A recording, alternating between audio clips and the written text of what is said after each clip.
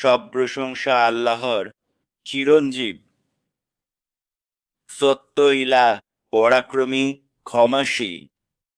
এবং আমি সাক্ষ্য দিচ্ছি যে আল্লাহ ছাড়া কোনো উপাস্য নেই। তিনি এক, তার কোনো শরিক নেই। তিনি প্রথম ও শেষ, প্রকাশ্য ও গোপন, এবং তিনি সর্ববিষয়ে সর্বজ্ঞ। এবং আমি সাক্ষ্য দিচ্ছি যে আমাদের নেতা, আমাদের নবী, আমাদের চোখের মণি এবং আমাদের হৃদয়ের আলো, মুহাম্মদ তার বান্দা ও রাসূল এবং তার নবী, তার নির্বাচিত, তার প্রিয় এবং তার বন্ধু।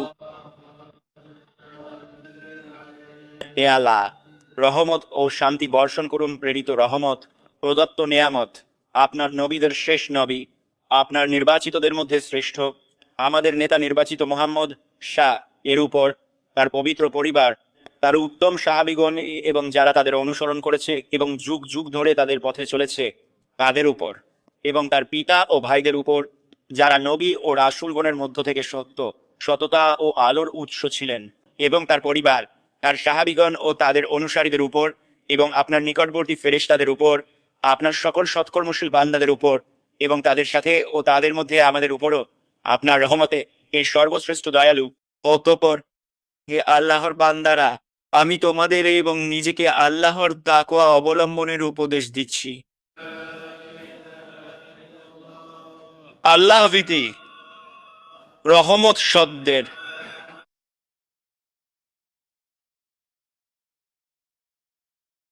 হে আল্লাহর প্রতি বিশ্বাসীগণ, ঈমান যত গভীর হয় এবং মুমিন যে উদ্দেশ্য সৃষ্টি হয়েছে তা যত বেশি উপলব্ধি করে, তার কাছে তার সময়, বয়স এবং জীবনকাল তত বেশি মূল্যবান হয়। সে সময়কে কাজে লাগাতে জানে এবং সময়, ঘন্টা ও মুহূর্তে চলে যাওয়ার ব্যাপারে সচেতন থাকে। রাত ও দিনের মধ্যে তিনি রাত ও দিনকে পরস্পরের অনুগামী করেছেন তাদের জন্য যারা উপদেশ গ্রহণ করতে বা কৃতজ্ঞতা প্রকাশ করতে চায়।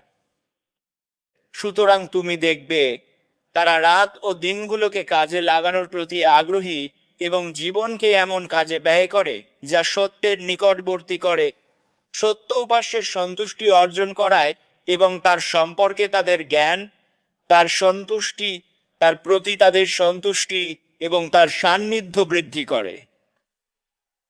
এরাই তারা যারা সত্যকে উপলব্ধি করেছে এবং সবচেয়ে সঠিক পথে চলেছে, তাই তারা সৃষ্টির সেরা হয়েছে।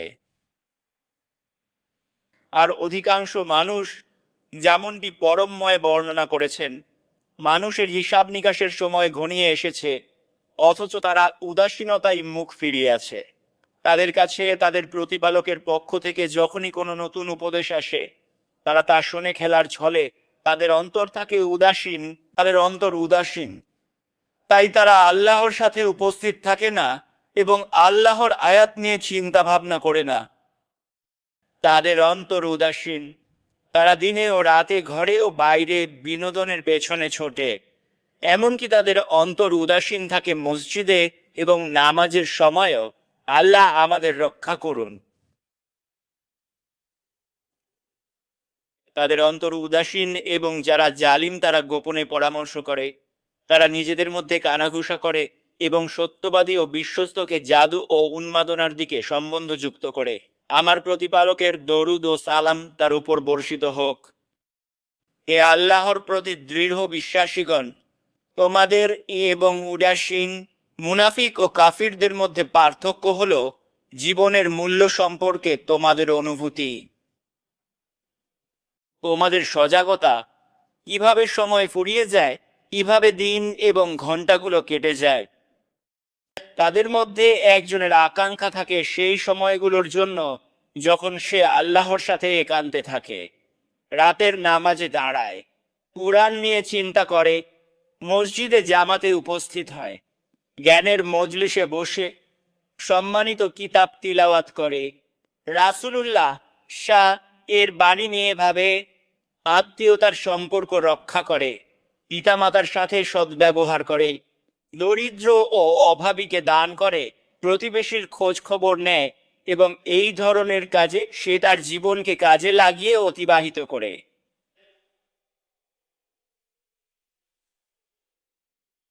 নৈকট্য বৃদ্ধি, দান প্রাপ্তি এবং প্রতিপালকের সন্তুষ্টির প্রত্যাশায় ঈমান বৃদ্ধি, অন্তরের পবিত্রতা, পাপ ও অবাধ্যতার ক্ষমা এবং জান্নাতের উচ্চ মর্যাদায় আরোহণের প্রত্যাশায়। এটাই তাদের অবস্থা, যারা সত্যকে উপলব্ধি করেছে এবং সে জানে কিভাবে দিন ও রাত, তারপর সপ্তাহ, তারপর মাসগুলো একের পর এক কেটে যায়। এবং সে আমাদের প্রতি আল্লাহর ভাষণের প্রজ্ঞা সম্পর্কে জানে, যেখানে তিনি বলেছেন, নিশ্চয়ই আল্লাহর নিকট মাসের সংখ্যা 12টি আল্লাহর কিতাবে, যেদিন তিনি আসমান ও জমিন সৃষ্টি করেছেন তার মধ্যে 4টি সম্মানিত। এটাই প্রতিষ্ঠিত দিন। সুতরাং এই মাসগুলোতে তোমরা নিজেদের উপর জুলুম করো না। এবং উদাসীনতার আশ্চর্যজনক প্রকাশগুলোর মধ্যে একটি হলো, এমনকি এই মাসগুলো সম্পর্কেও কিছু মুসলমানের মন উদাসীন থাকে এবং জানুয়ারি, ফেব্রুয়ারি, এপ্রিল, মে এবং জুন মাস দিয়ে সময় গণনা করে। এবং আল্লাহর কিতাবে যেদিন তিনি আসমান ও জমিন সৃষ্টি করেছেন সেদিনের 12টি মাসের অর্থের ব্যাপারে উদাসীন থাকে, যার মধ্যে 4টি সম্মানিত। এমনকি সে জানে না কখন রজব মাস শুরু হয় এবং কখন শেষ হয়, কেবল মানুষের কাছ থেকে শুনে। আল্লাহর পছন্দ করার সময় সম্পর্কেও একই ভীষণ উদাসীনতা। তিনি এটি পছন্দ করেছেন জাকাতের জন্য, যা ইসলামের একটি স্তম্ভ, রোজার জন্য, যা ইসলামের একটি স্তম্ভ, এবং হজ্জের জন্য, যা ইসলামের একটি স্তম্ভ। তিনি এই সময়সূচি, এই মাসগুলো এবং এর মধ্যে থাকা 4টি সম্মানিত মাস দ্বারা নির্ধারণ করেছেন। অথচ সে তার কিছু চিঠি ও অনুষ্ঠানে সৌরখ্রিস্টীয় সাল অনুযায়ী তারিখ লেখে এবং নবী মুহাম্মদের হিজরতের কথা উল্লেখ করে না, বা সেই মাসগুলো দ্বারা তারিখ লেখে না, যেগুলোর ব্যাপারে আল্লাহ কুরআনে বলেছেন যে যেদিন তিনি আসমান ও জমিন সৃষ্টি করেছেন সেদিন থেকে তার নিকট মাসের সংখ্যা এগুলোই। তার মধ্যে 4টি সম্মানিত।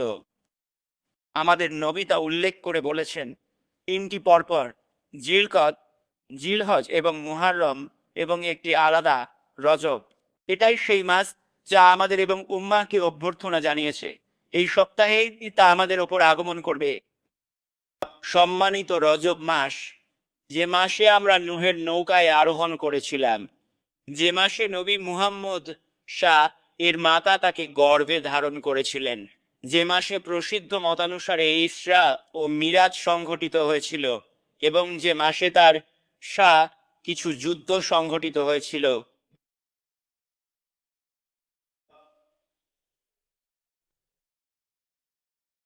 হে আল্লাহর প্রতি বিশ্বাসীগণ এবং আমাদের ইমাম শাফেঈ, আল্লাহর সন্তুষ্টি তার উপর বর্ষিত হোক, বলতেন, আমাদের কাছে পৌঁছেছে যে বলা হতো, বছরে 5টি রাতে দোয়া কবুল হয়: জুমার রাত, রজবের প্রথম রাত, শাবানের মধ্যভাগের রাত, আরাফার রাত, ঈদুল ফিতরের রাত এবং ঈদুল আজহার রাত। হে বিশ্বাসীগণ এবং আমাদের নেতা আলী ইবনে আবি তালিব বছরে 4টি রাতে ইবাদতের জন্য নিজেকে উৎসর্গ করতেন: রজবের প্রথম রাতে এবং শাবানের মধ্যভাগের রাতে এবং তারুইয়ার রাত ও আরাফাতের রাত। এবং তোমরা জানো তিনি তার জ্ঞান কোথা থেকে লাভ করেন এবং কি তাকে এই বরকতময় রাতগুলোকে এভাবে কাজে লাগাতে অনুপ্রাণিত করে। এবং এটি প্রমাণিত হয়েছে। কিছু তাবেঈ আমাদের নেতা আব্দুল্লাহ ইবনে উমর ইবনুল খাত্তাব কে জিজ্ঞেস করেছিলেন, রাসূলুল্লাহ শাহ কি রজব মাসে রোজা রাখতেন? তিনি বললেন, হ্যাঁ, এবং তিনি একে সম্মানিত করতেন, এবং এটি তাকে সম্মানিত করে। আর আহলে সুন্নার কিছু আলিমের নিকট এটি দুর্বল সনদে বর্ণিত হয়েছে। রজবে রোজা, রজব নদী।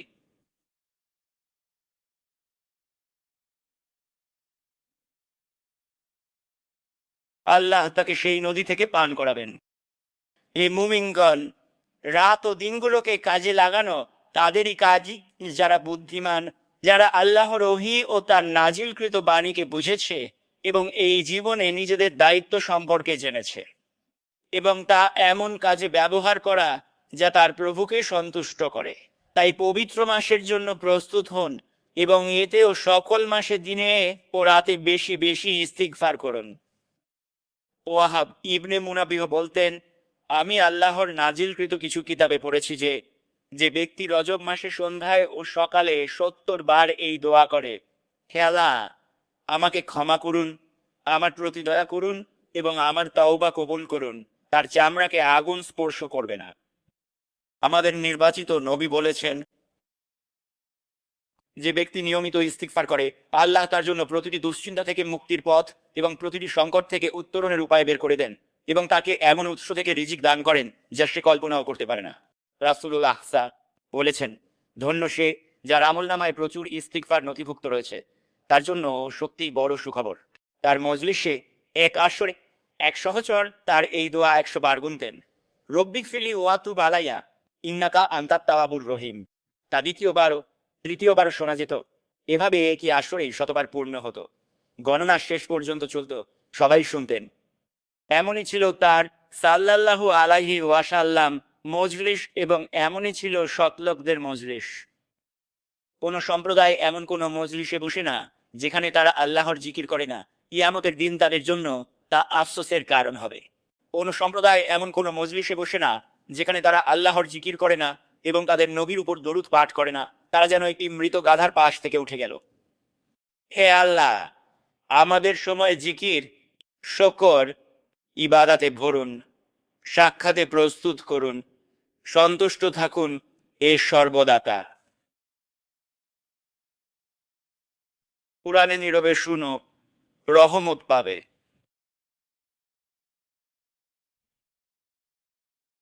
তিনি বরকতময় ও মহান বলেন, কুরআন পড়লে তখন বিতাড়িত শয়তান থেকে আল্লাহর আশ্রয় চাও। আমি আল্লাহর কাছে এই শয়তান থেকে আশ্রয় চাই। এবং আমরা রাত ও দিনকে দুটি নিদর্শন করেছি।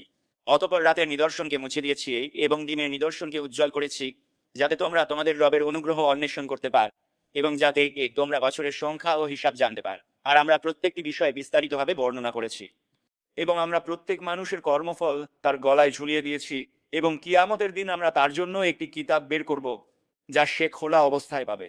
বলা হবে, তোমার কিতাব পড়ো, আজ তোমার হিসাবের জন্য তুমিই যথেষ্ট। যে ব্যক্তি সৎপথ অবলম্বন করে সে তো নিজের কল্যাণেই তা করে, আর যে ব্যক্তি পথভ্রষ্ট হয় সে তো নিজেরই ক্ষতিতে পথভ্রষ্ট হয়। আর কোনো বোঝা বহনকারী অন্যের বোঝা বহন করবে না, আর আমরা রাসূল না পাঠানো পর্যন্ত শাস্তি দিই না। ধ্বংস।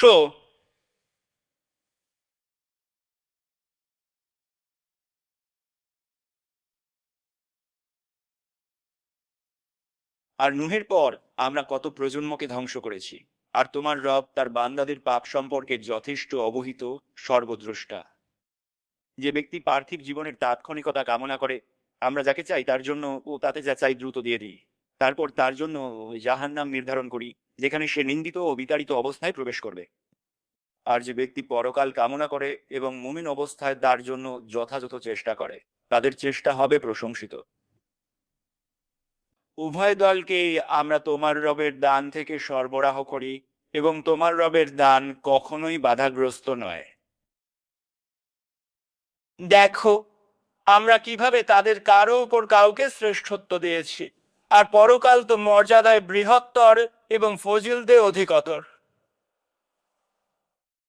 আল্লাহ আমাদের মহান কুরআনে বরকত দিন, এর আয়াত ও প্রোগ্রাময় স্মরণে উপকার দিন, আমাদের সরল পথে রাখুন, লাঞ্ছনা ও যন্ত্রণাদায়ক শাস্তি থেকে বাঁচান, আল্লাহর ক্ষমা চান।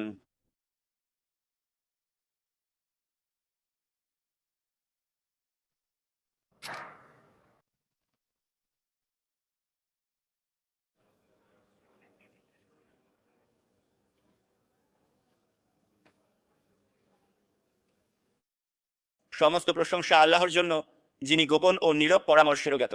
এবং আমি সাক্ষ্য দিচ্ছি যে আল্লাহ ছাড়া কোনো ইলাহ নেই, তিনি এক, তার কোনো শরিক নেই, এবং তিনি পরিণাম তাকওয়াধারীদের জন্য রেখেছেন। এবং আমি সাক্ষ্য দিচ্ছি যে আমাদের নেতা, আমাদের নবী, আমাদের চোখের মণি এবং আমাদের হৃদয়ের আলো মুহাম্মদ শাহ তার বান্দা ও রাসূল। ইবাদত, সত্যবাদিতা, অনুশোচনা, বিনয় এবং তাকওয়ার অধিকারী নেতা। এ আল্লাহ, আপনার দরুদ বর্ষণ করুন সকল সৌন্দর্য ও প্রশংসার আধার আপনার নির্বাচিত বান্দা মনোনীত মুহাম্মদ সম্মানিত নবীদের শেষ নবীর উপর এবং তার পরিবার সাহাবী এবং যারা তার পথে চলেছেন তাদের উপর এবং তার পিতা ও ভাইদের উপর যারা আপনার নবী ও রাসূলদের মধ্যে আল্লাহর ভালোবাসা ও নৈকট্যের অধিকারী এবং তাদের পরিবার সাহাবী ও অনুসারীদের উপর এবং আপনার নিকটবর্তী ফেরেশতাদের উপর এবং আপনার সকল সৎ বান্দাদের উপর আমাদেরও তাদের মধ্যে আপনার রহমতে সর্বদয়ালু। অতঃপর হে আল্লাহর বান্দারা, আমি আপনাদের এবং নিজেকে আল্লাহর তাকওয়া অবলম্বনের উপদেশ দিচ্ছি।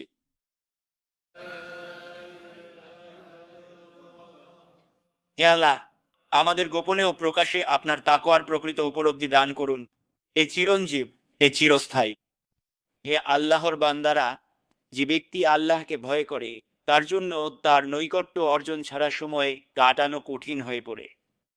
তাহলে তার সম্পর্কে গাফিলতির ক্ষেত্রে কেমন হবে? তাহলে আন্তরিক বা কোন অঙ্গ প্রত্যঙ্গের মাধ্যমে পাপে লিপ্ত হওয়ার ক্ষেত্রে কেমন হবে? হে মুমিনগণ, তাকওয়ার বিষয়টি মুমিনের ইচ্ছা শক্তির লাগাম ধরে রাখে, যাতে সে আল্লাহর জন্য তার পছন্দের অনেক কিছু ত্যাগ করে এবং তার প্রভুর জন্য অনেক কষ্ট সহ্য করে।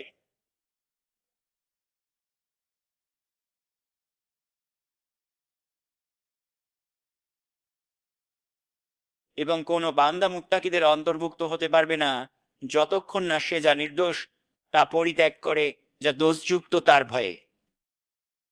হে আল্লাহর প্রতি বিশ্বাসীরা, আমাদের উচিত কুরআনকে পরিত্যাগ না করা এবং প্রতিদিন রাতের তাদাব্বুর, তিলাওয়াত এবং এর অর্থ নিয়ে গভীর চিন্তা ভাবনার জন্য একটি অংশ রাখা।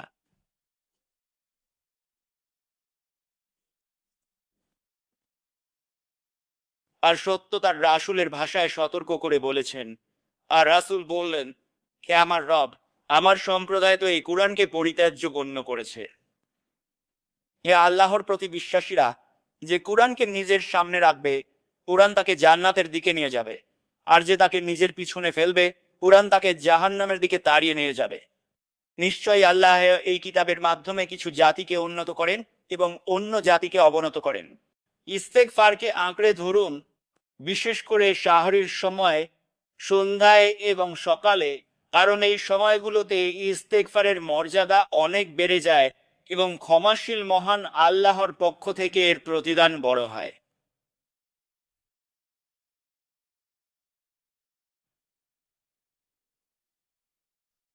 এবং রজব মাসকে উত্তম রূপে স্বাগত জানান এই বিষয়ে গুরুত্বারোপ করে যে কিভাবে আপনারা নিজেদের পরিবার ও পরিজনের সাথে সময় কাটাবেন, কিভাবে আপনাদের শহর ও গ্রামে কল্যাণ এবং কল্যাণের মজলিসগুলোকে কাজে লাগাবেন এবং কিভাবে আপনাদের রবের সন্তুষ্টির জন্য পরস্পরকে সহযোগিতা করবেন।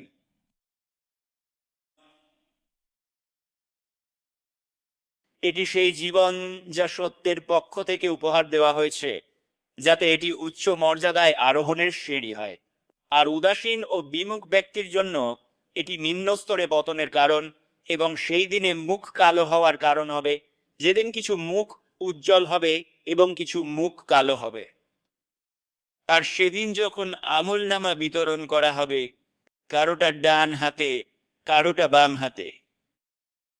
এ আল্লাহর প্রতি বিশ্বাসীরা, সৎকর্ম ছাড়া কি মিজানের পাল্লা ভারী হবে এবং সৎকর্ম অর্জন করা ছাড়া কি জান্নাতে মর্যাদা লাভ করা যাবে?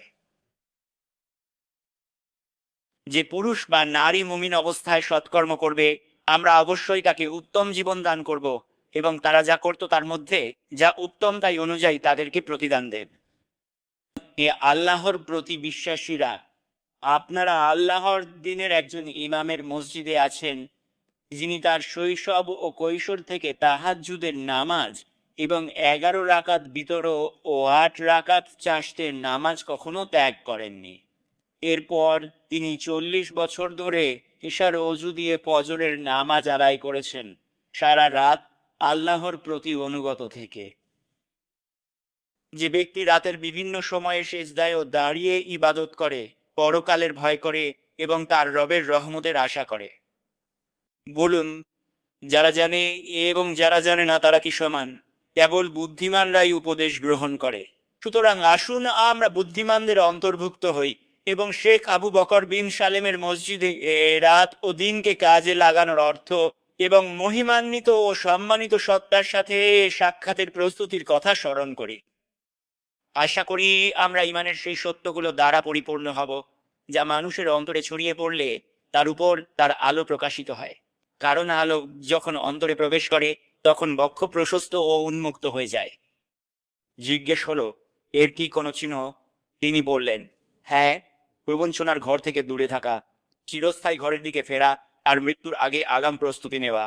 এ মুমিনগণ এবং নবীর সময়গুলোর প্রতীক্ষা এবং সর্বোত্তম ইবাদতের মাধ্যমে তা কাটানোর ক্ষেত্রে যখন রজবের চাঁদ দেখা যেত, তিনি তার বিখ্যাত দোয়াটি বলতেন, হে আল্লাহ, আমাদের জন্য রজব ও শাবান মাসে বরকত দিন এবং আমাদেরকে রমজান পর্যন্ত পৌঁছে দিন। হৃদয় রমজান এবং তার রাত ও দিনগুলোর জন্য আকুল হয় এবং রজবের প্রথম রাত থেকেই প্রস্তুতি শুরু হয়। রজবের রাত ও দিনগুলোতে এবং শাবান ও তার দিনগুলোতে বরকতের জন্য দোয়া করা হয়। আর যে ব্যক্তি এর দিন ও রাতগুলোতে উদাসীন থাকে তার জন্য এতে বরকত দেওয়া হয় না। যে ব্যক্তি রজবের রাতগুলোতে আত্মীয়তার সম্পর্ক ছিন্ন করার উপর অটল থাকে তার জন্য রজবে কোনো বরকত নেই। যে ব্যক্তি রজবের দিনগুলোতে নামাজের সময় থেকে নামাজ বিলম্ব করার উপর অটল থাকে তার জন্য রজবে কোনো বরকত নেই। যে ব্যক্তি রজবের রাত ও দিনগুলোতে কুরআন পরিত্যাগকারী হয় তার জন্য রজবে কোনো বরকত নেই। আল্লাহ আমাদের জন্য রজব ও শাবান মাসে বরকত দিন এবং আমাদের সকলকে রমজান পর্যন্ত পৌঁছে দিন এবং আমাদেরকে তার কাছে গৃহীত বিশেষ বান্দাদের অন্তর্ভুক্ত করুন, আমিন। এবং এই মাসগুলোতে আমাদের দেশ ও বান্দাদের জন্য কল্যাণ দেখান এবং বালা মুসিবত, ক্ষতি, দুর্নীতি ও কষ্ট দূর করুন। এ অবস্থার পরিবর্তনকারী আমাদের এবং মুসলিমদের অবস্থাকে সর্বোত্তম অবস্থায় পরিবর্তন করে দিন। এবং রবের প্রতি আন্তরিক অভিমুখী হওয়া, তার উপর নির্ভর করা, তাওয়াক্কুল, দোয়া এবং মিনতিকে আঁকড়ে ধরুন। তোমাদের মুক্তির সবচেয়ে শক্তিশালী উপায় এবং তোমাদের থেকে বিপদ আপদ দূর করার অন্যতম মাধ্যম হলো তার নবী মুহাম্মাদের উপর অধিক পরিমাণে দরুদ পাঠ করা। যে আমার উপর একবার দরুদ পাঠায় আল্লাহ তার উপর 10 রহমত বর্ষণ করেন। কিয়ামতে আমার সবচেয়ে নিকট হবে সেই ব্যক্তি যে আমার উপর সবচেয়ে বেশি দরুদ পাঠায়। এবং আল্লাহ যখন আমাদেরকে তার নবীর উপর দরুদ পাঠের নির্দেশ দিয়েছেন তখন তিনি নিজে থেকে শুরু করেছেন, তারপর ফেরেশতাদের কথা বলেছেন এবং তারপর মুমিনদের কথা বলেছেন। তিনি সম্মান জানিয়ে সংবাদ ও আদেশ দিয়ে বলেছেন, নিশ্চয়ই আল্লাহ ও তার ফেরেশতারা নবীর উপর দরুদ পাঠ করেন। হে মুমিনগণ, তোমরাও তার উপর দরুদ পাঠ করো এবং তাকে যথাযথভাবে সালাম জানাও।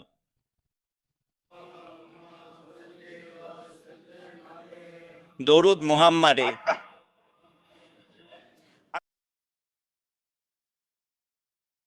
এবং তার পবিত্র পরিবার ও সাহাবীদের উপর যারা সচ্ছলতা ও সংকটে তাকে সমর্থন করেছেন। আল্লাহর রাসূলের খলিফা আমাদের নেতা আবু বকর আস-সিদ্দিক এবং সঠিক কথার বক্তা, মেহরাবের সঙ্গী, মুমিনদের নেতা আমাদের নেতা উমর ইবনুল খাত্তাব, উসমান ইবনে আফফান।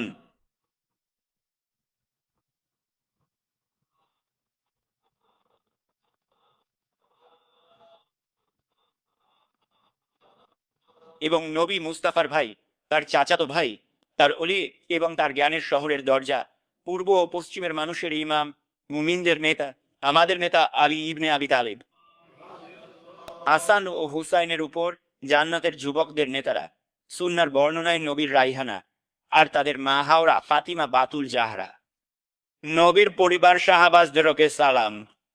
ইসলাম মৌচু, মুসলিম জয়।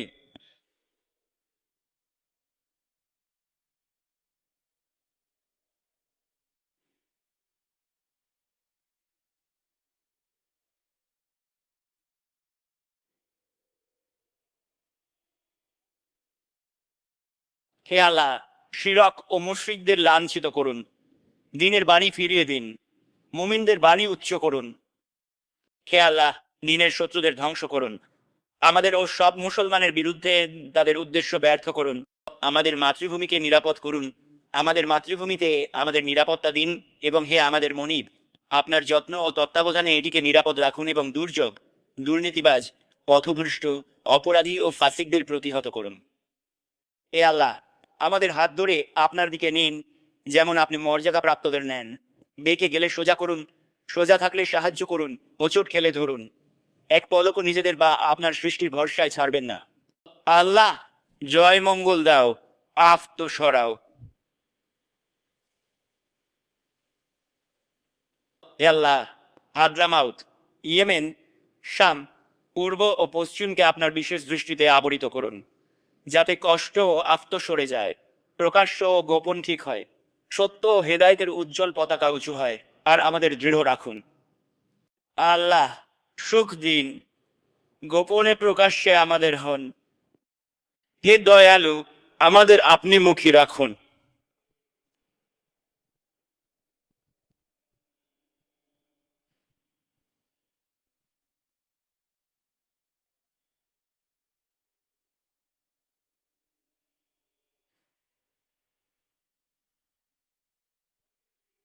রহম মাগফিরাত দিন।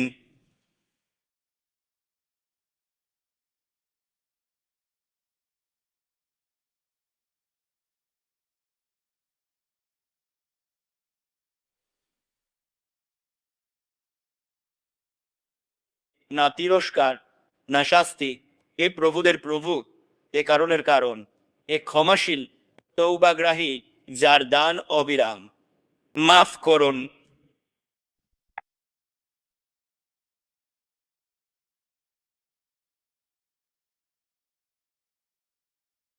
হে আমাদের রব, দুনিয়া ও আখেরাতে কল্যাণ দিন, নরকের আগুন থেকে বাঁচান।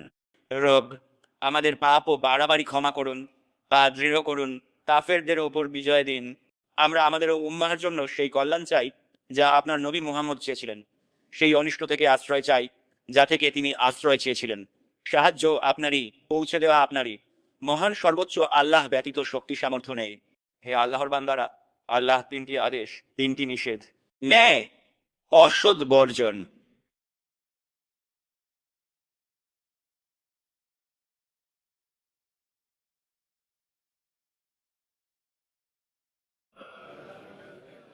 এবং তার নিয়ামতের জন্য তার শুকরিয়া আদায় করো, তিনি তোমাদের বাড়িয়ে দেবেন।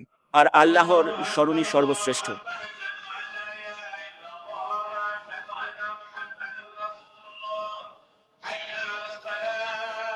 আল্লাহ ছাড়া কোনো ইলাহ নেই, তিনি এক, তার কোনো শরীক নেই, রাজত্বকারী এবং প্রশংসাকারী। নামাজ আদায় করুন।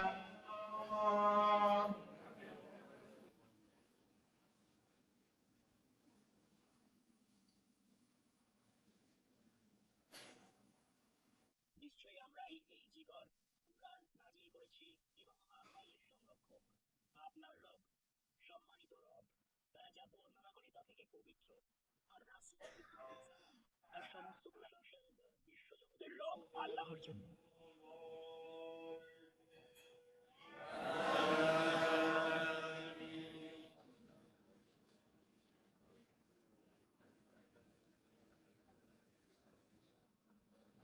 আসমান ও জমিনের সবকিছু আল্লাহকে তাসবিহ করে। রাজা, পবিত্র, পরাক্রমশালী, প্রজ্ঞাবান, তিনি নিরক্ষরদের মধ্য থেকে তাদেরই একজন রাসূল পাঠালেন। তিনি আল্লাহর আয়াত তিলাওয়াত করেন, তাদের শুদ্ধ করেন, কিতাব ও হিকমত শেখান। আগে তারা ছিল স্পষ্ট ভ্রান্তিতে, এবং তাদেরই অন্যদের জন্য যারা এখনো যোগ দেওনি। তিনি পরাক্রমশালী, প্রজ্ঞাময়। এটি আল্লাহর অনুগ্রহ, যাকে চান দেন। আল্লাহ মহান অসীম অনুগ্রহের অধিকারী। অমান্য তাওরাতধারী, গাধার বই বহন, জালিম হিদায়েতহীন।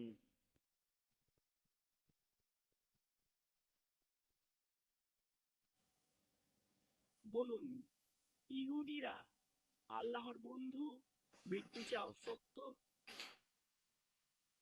তারা কখনো তা কামনা করবে না, পূর্বকর্মের কারণে। আল্লাহ জালিমদের জানেন, পালানো মৃত্যুই মিলবে, আল্লাহ জানাবেন।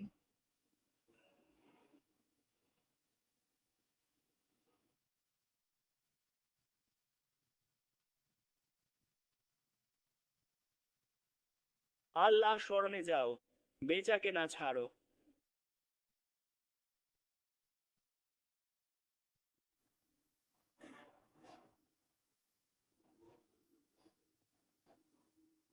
আর যখন তারা কোনো ব্যবসা বা ক্রীড়া কৌতুক দেখে, তখন তারা সেদিকে ছুটে যায় এবং আপনাকে দাঁড়ানো অবস্থায় রেখে যায়। বলুন, আল্লাহর কাছে যা আছে তা ক্রীড়া কৌতুক ও ব্যবসা অপেক্ষা উত্তম, আর আল্লাহ সর্বোত্তম রিজিকদাতা। আল্লাহু আকবার।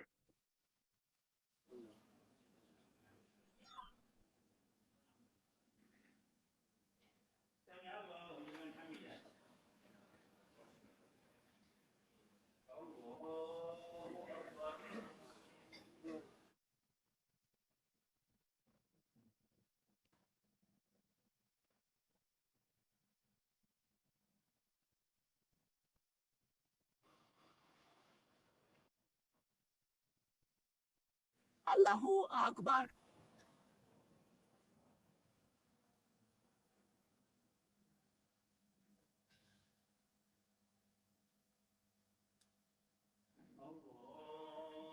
আল্লাহু আকবার। পরমময় অসীম দয়ালু আল্লাহর নামে সমস্ত প্রশংসা বিশ্বজগতের রব আল্লাহর জন্য।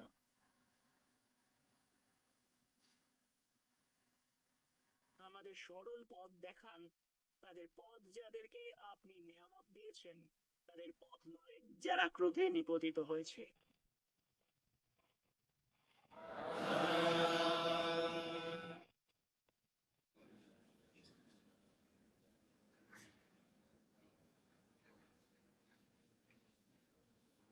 মুনাফিকরা মিথ্যাবাদী।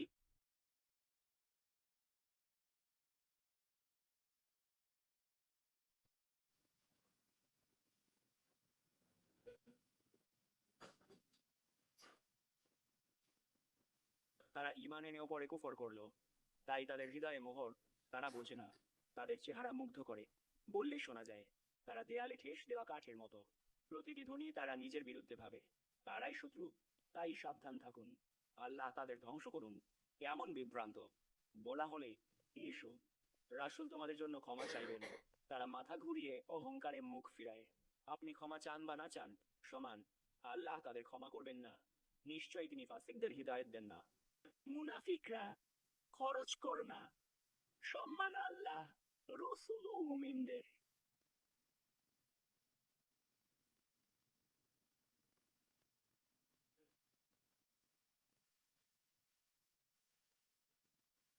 ধন সন্তান যেন আল্লাহকে ভুলাতে না, মৃত্যু আগে দান।